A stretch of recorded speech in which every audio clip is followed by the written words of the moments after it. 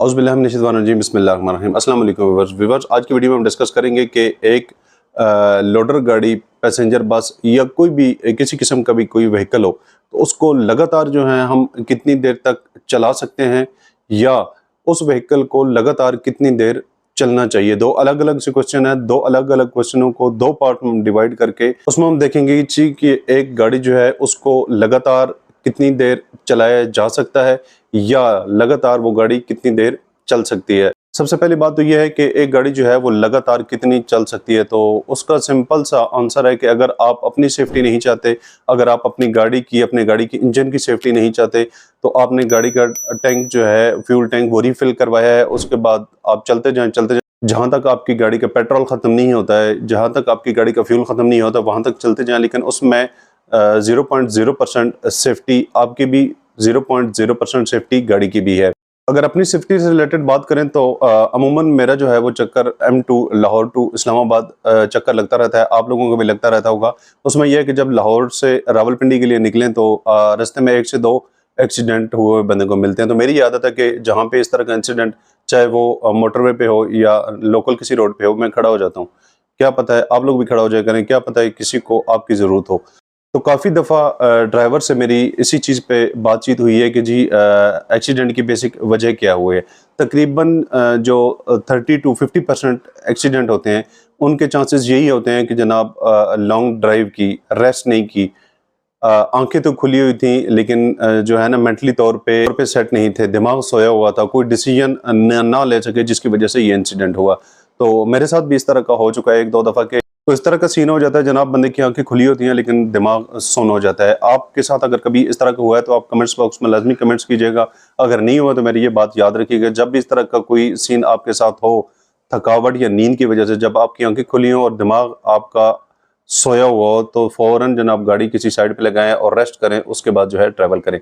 तो बात निकल गई, दूसरी तरफ आते हैं वापस अपने टॉपिक की तरफ।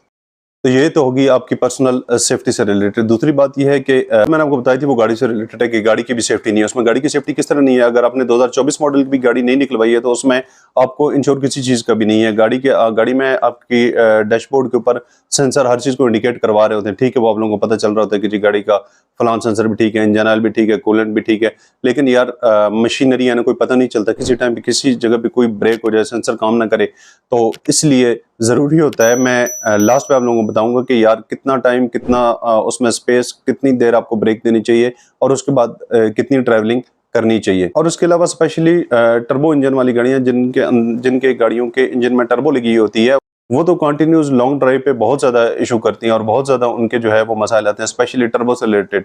क्योंकि टर्बो के अंदर जो टरबाइन लगी होती है वो कंटिन्यूस गाड़ी चलने की वजह से गाड़ी की वो जो टरबाइन होती है वो हीट अप हो जाती है और गाड़ी के एग्जॉस्ट से ब्लैक कलर का धुआं निकलना शुरू हो जाता है, जो कि परेशानी का सबब बन सकता है। तो यहाँ तक मेरे ख्याल में आप लोगों को कुछ ना कुछ बात की समझ आ गई होगी। अभी बात करते हैं कि जी कितना हमें चलना चाहिए, कितनी गाड़ी चलाने के बाद हमें कितनी देर का बीच में ब्रेक लेना चाहिए और वो गाड़ी और आपकी ज़ात के लिए कितना फ़ायदेमंद है। तो सबसे पहली बात यह है कि कम से कम 2.5 से 3 घंटे जो है कंटिन्यूस आप ड्राइविंग कर सकते हैं, जिसमें आपकी भी सेफ्टी है और आपकी गाड़ी की भी सेफ्टी है। आपकी सेफ्टी, आप थोड़ा रिफ्रेश हो जाएंगे, आप खुद को रिलैक्स करेंगे और अगर 20 से 25 मिनट के आप ब्रेक करते हैं, यार ये बड़ी बड़ी कंपनियां आप लोग देख लें, बड़ी बड़ी कंपनियां जो होती हैं वो लंच ब्रेक देती हैं आधे घंटे से घंटे के दरमियान में, कुछ आधे घंटे की देती हैं और कुछ घंटे की देती हैं।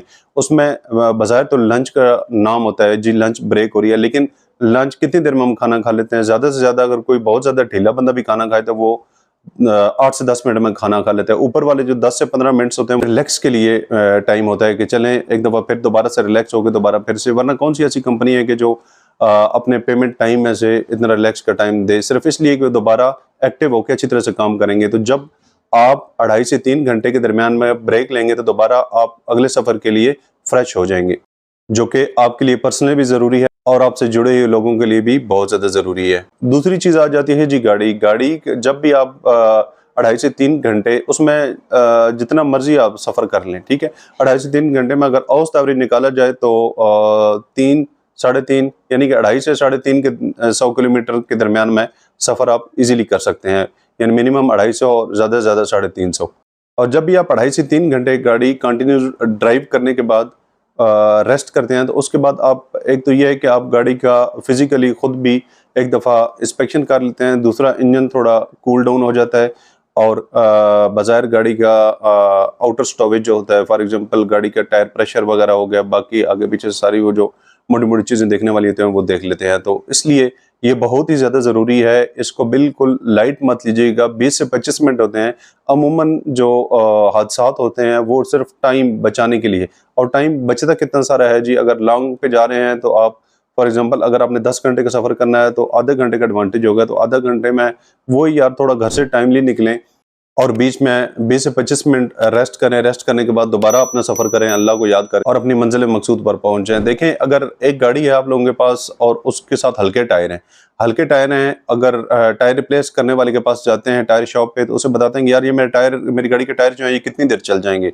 तो वो कहता है कि जी अगर आप नॉर्मल सिटी में चलें तो है तो ये 1000 किलोमीटर तक चल जाएंगे, लेकिन अगर आपने लॉन्ग पे जाना है तो टायर जो है अपनी गाड़ी के रिप्लेस कर लें। वो किस वजह से कहते हैं? वो इस वजह से कहते हैं कि जब गाड़ी लॉन्ग पे चलती है तो गाड़ी के टायरों और रोड के दरमियान में हीट बनती है, जो वीक टायर उसको बर्दाश्त नहीं कर सकते, टायर ब्लास्ट होने का खतरा होता है। तो इसलिए जब भी आप लॉन्ग पे जाते हैं तो अपनी गाड़ी को हर तरह से चेक करें, और स्पेशली ये जो मैंने आपको चीज़ बताई है इस चीज़ का स्पेशली ध्यान रखें, क्योंकि आपकी जान बहुत ज़्यादा कीमती है। गाड़ियाँ फिर भी बन जाती हैं, आपकी जान बहुत ज़्यादा कीमती है। आपसे जुड़े लोगों के लिए उनसे कभी पूछिएगा।